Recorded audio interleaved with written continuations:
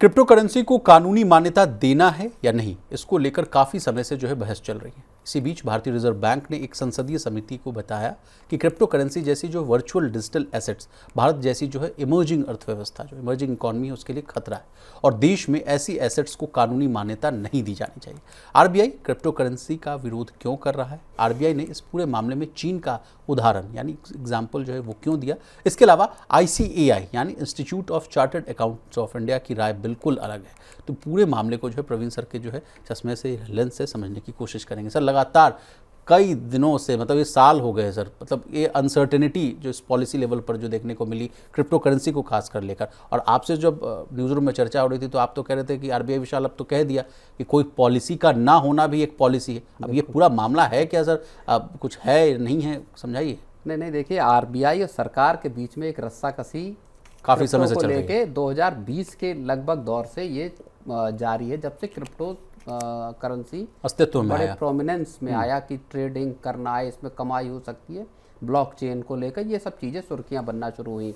तब से सरकार और आरबीआई के बीच में इस बात को लेकर रस्साकसी है विशाल, कि क्या क्रिप्टो करेंसी को भारत एक लीगल या एक वैध दर्जा देगा या नहीं देगा, रेगुलेट करेगा या नहीं करेगा, रेगुलेट करेगा तो कौन करेगा, किस तरह से इस देश में क्रिप्टो करेंसी की ट्रेडिंग होगी या नहीं होगी, जो प्लेटफॉर्म है वो काम करेंगे या नहीं करेंगे।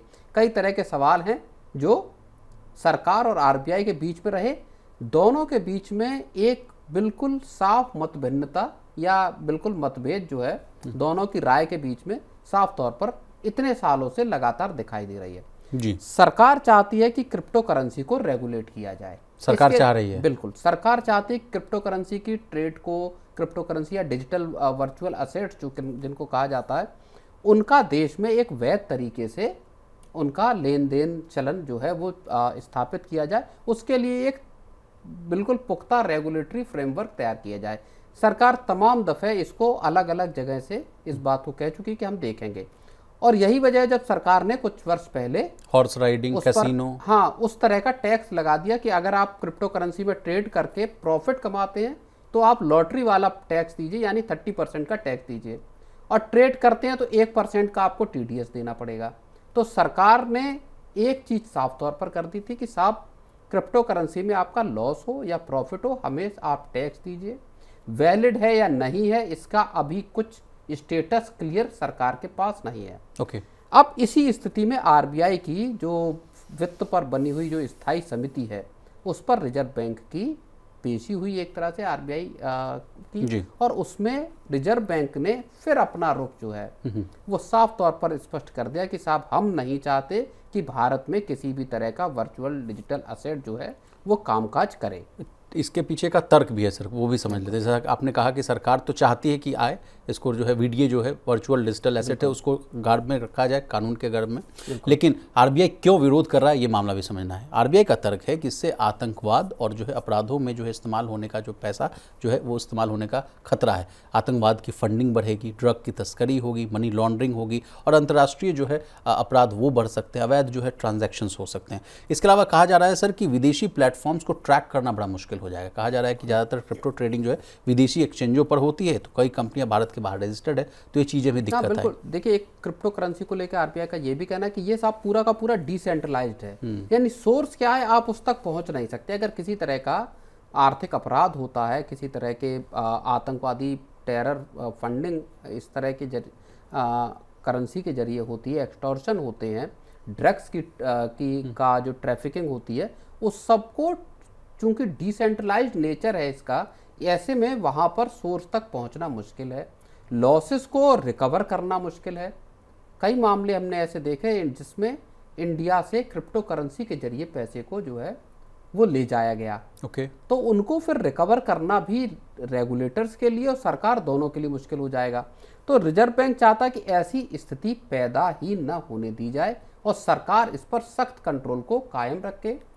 परमानेंट या कंप्लीट बैन का ऑप्शन सरकार खुला रखे। अभी ट्रेडिंग की इजाज़त है और वही 30% और 1% का टीडीएस वाला मामला यहाँ पर है। लेकिन सर, ये तर्क देना कि भारत जैसी जो है इमर्जिंग इकॉनमीज है उसके लिए बड़ा खतरा हो सकता है, कहा जा रहा है कि वित्तीय स्थिरता पर जो है असर पड़ जाएगा, निवेशकों को भारी नुकसान हो सकता है और रुपए की स्थिति भी जो है बिगड़ सकती है, वो भी रिजर्व बैंक साफ तौर पर बैंकिंग सिस्टम से क्रिप्टो को बाहर रखना चाहता है। रिजर्व बैंक नहीं चाहता कि बैंकिंग सिस्टम में क्रिप्टो का दखल हो किसी भी तरह, यानी बैंकिंग सिस्टम का हिस्सा बने क्रिप्टो, क्योंकि उसको डर है कि बैंकिंग सिस्टम का पूरे के अंदर एक बड़ा रिस्क क्रिएट कर सकता है क्रिप्टो करेंसी। तो बेसिकली सर ये डिजिटल करेंसी हुआ ना, क्रिप्टो करेंसी, तो आरबीआई भी तो अपना आरबीआई का डिजिटल करेंसी अलग चीज है। अच्छा, उसको आरबीआई की डिजिटल करेंसी है, वो ब्लॉकचेन पर आधारित है, लेकिन एक वो सॉवरेन देश की एक करेंसी है। ओके, रुपया है वो बेसिकली।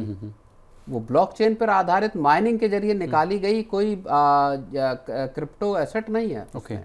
और इसलिए यही वजह हो सकती है सर कि आरबीआई ने चीन का भी उदाहरण दिया है। उन्होंने कहा कि देखिए चीन जैसी बड़ी और जो है विकसित इकॉनमी भी जो है क्रिप्टो करेंसी पर जो है प्रतिबंध लगाए हुए, तो इससे भी थोड़ा हमें सतर्क होने की जरूरत है। लेकिन इसी बीच सर आईसीएआई की राय है एक जो है उसको भी हम आपसे समझना चाहेंगे, institute of chartered accountant of India. इनका कहना है कि नहीं भाई, भारत को जो है एक व्यापक वीडीए लॉ लाना चाहिए, यानी वर्चुअल डिजिटल एसेट लॉ लाना चाहिए, और इस कानून में साफ तौर पर नियम ये होने चाहिए कि क्रिप्टो जारी करने के नियम बताने चाहिए आपको, ट्रेडिंग के नियम बताने चाहिए, कस्टडी के नियम बताने चाहिए, निवेशकों की सुरक्षा कैसे आप करेंगे, और इसके अलावा इंस्टीट्यूशनल इन्वेस्टर्स की भागीदारी यानी पार्टिसिपेशन कैसे हो, ये चीज़ होनी चाहिए। इस तरह से आप सहमत हैं या नहीं? मुझे लगता है कि जो गार्ड रेल्स होने चाहिए, जाहिर तौर पर आईसीएआई भी गार्ड रेल्स की बात कर रहा है कि साहब तमाम गार्ड रेल्स, और सरकार भी चाहती कि पुख्ता गार्ड रेल्स रहें, लेकिन इसके बावजूद देखिए आरबीआई ऐसा तो है नहीं कि आरबीआई को नहीं पता कि हम एक सख्त गार्ड रेल्स के तहत हम इस करेंसी को लेकर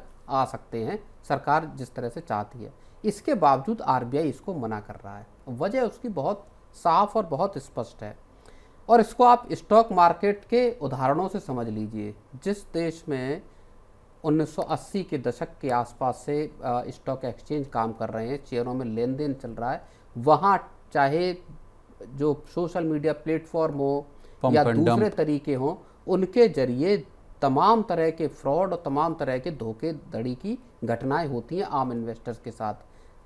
सरकार से लेकर रिजर्व बैंक और आपका सेबी और तमाम जो संस्थान हैं, वो लगातार इन्वेस्टर्स को अवेयर करने के लिए इनिशिएटिव चलाते हैं, मुहिम चलाते हैं। इसके बावजूद आप देखिए कि हर दूसरे दिन आपको खबरें मिलती हैं कि साहब स्टॉक शेयरों में ट्रेडिंग के नाम पर ये फ्रॉड हुआ, इस तरह के फ्रॉड हुए। यहाँ उस तरह का अवेयरनेस कैसे होगा? ये क्या एक बहुत बड़े फ्रॉड का, और अभी सरकार जो साइबर चाहे आप डिजिटल अरेस्ट हो या इस तरह के मामले हो, इनसे सरकार निपट नहीं पा रही। तो एक और बड़ा रिस्क जो भारत के जो छोटे इन्वेस्टर हैं, जो घरेलू लोग हैं, उनके ऊपर लादना मुझे लगता है कि एक बहुत बड़ा रिस्की काम होगा। जितने भी अगर किसी को इन्वेस्टमेंट करके कमाई करनी भी है तो भी स्टॉक मार्केट है, म्यूचुअल फंड है, एफडी, आरडी, तमाम तरह के ऑप्शन अभी मौजूद हैं।